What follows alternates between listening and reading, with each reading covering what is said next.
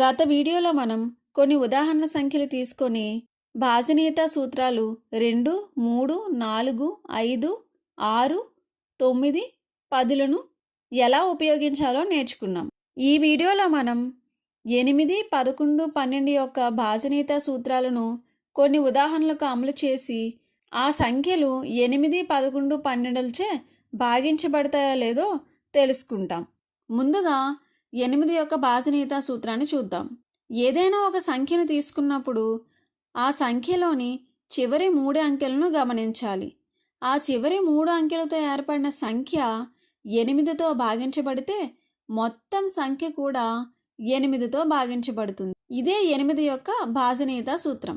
ఈ నియమం ఎక్కువగా పెద్ద సంఖ్యలకు ఉపయోగపడుతుంది. చిన్న సంఖ్యలకైతే మనం నేరుగా భాగించడం ద్వారా సులభంగా తెలుసుకోవచ్చు. ఒక ఉదాహరణ చూద్దాం. 25,732. ఈ సంఖ్యను తీసుకుంటే దీనిలో చివరి 3 అంకెలతో ఉన్న సంఖ్య ఏమిటి? 732. ఈ 732ని మనం 8తో భాగించాలి. 8తో 732ని భాగిస్తే 8 × 9 అంటే 72. 73లోంచి 72 తీసివేస్తే ఎంత? 1. మిగిలిన అంకెని తీసుకుంటే ఏమవుతుంది? 12. 8 × 1 ఎంత? 8. ఇప్పుడు 12లోంచి 8 తీసివేస్తే శేషం ఎంత వచ్చింది? 4. ఇక్కడ 732 అనేది 8తో భాగించబడలేదు. ఇక్కడ శేషం 4 వచ్చింది. ఇది 0కి సమానం కాదు. కాబట్టి మొత్తం సంఖ్య 25,732 కూడా 8తో భాగించబడదు.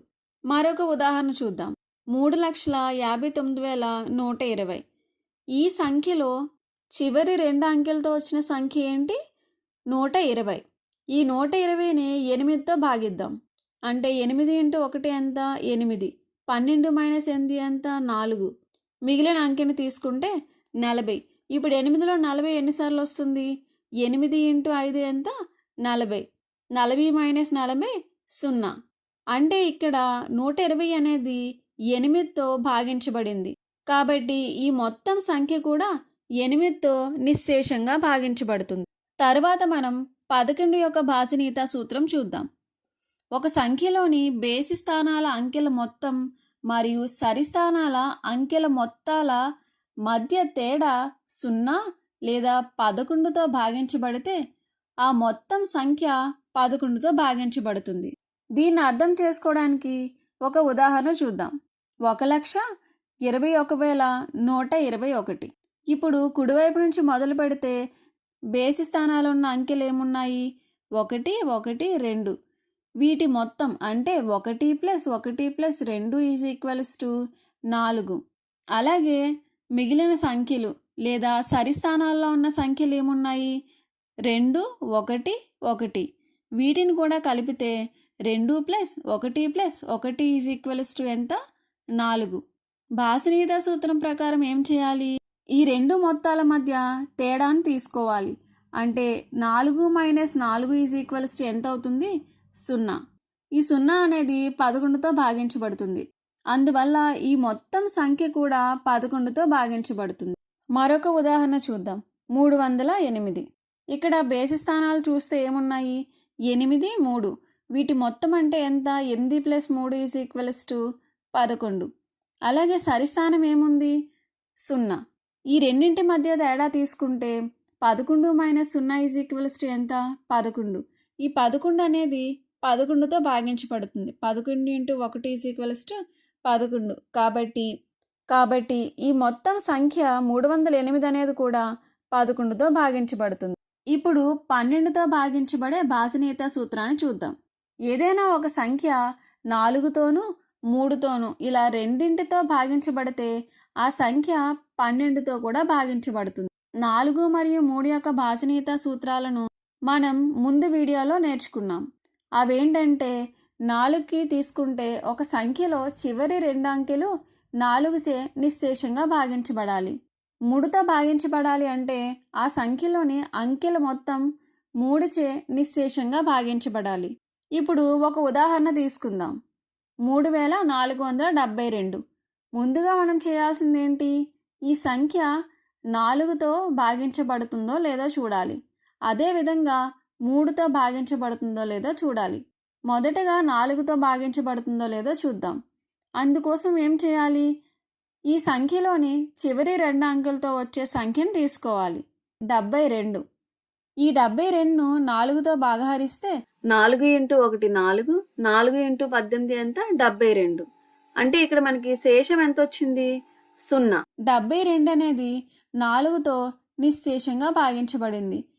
కాబట్టి ఈ మొత్తం సంఖ్య 3472 కూడా 4తో భాగించబడుతుంది.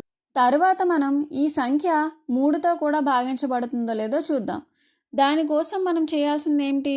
ఈ సంఖ్యలోని అంకెలను కలుపగా వచ్చే మొత్తాన్ని తీసుకోవాలి. కాబట్టి 3 + 4 + 7 + 2 మొత్తం ఎంత వచ్చింది? 16. ఈ 16 అనేది 3తో భాగించబడుతుందా లేదో చూద్దాం. 3 × 1 3, 3 × 5 ఎంత? 15.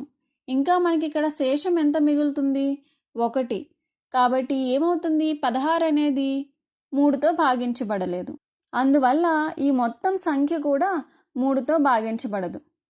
ఇక్కడ మనకి 3472 అనేది 4తో భాగించబడినా సరే 3తో భాగించబడలేదు కాబట్టి ఈ సంఖ్య 12తో కూడా భాగించబడదు. మరొక ఉదాహరణ చూద్దాం. 15612. ముందుగా 4తో భాగించబడుతుందో లేదో చూద్దాం. చివరి 2 అంకెలు ఏమున్నాయి? 12. 12/4 అంటే 4 × 1 4, 4 × 3 ఎంత? 12. ఇక్కడ శేషం ఎంత వచ్చింది? 0. అంటే 12 అనేది 4తో నిశ్శేషంగా భాగించబడింది. కాబట్టి ఈ మొత్తం సంఖ్య కూడా 4తో భాగించబడుతుంది.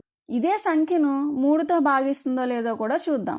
ఇందుకోసం ఈ సంఖ్యలోని అంకెలన్నింటినీ కలిపితే 1 + 5 + 6 + 1 + 2 = ఎంత వచ్చింది? 15. ఈ మొత్తం అనేది 3తో భాగిద్దాం. 3 × 1 1, 3 × 5 ఎంత? 15. ఇక్కడ శేషం ఎంత వచ్చింది? 0.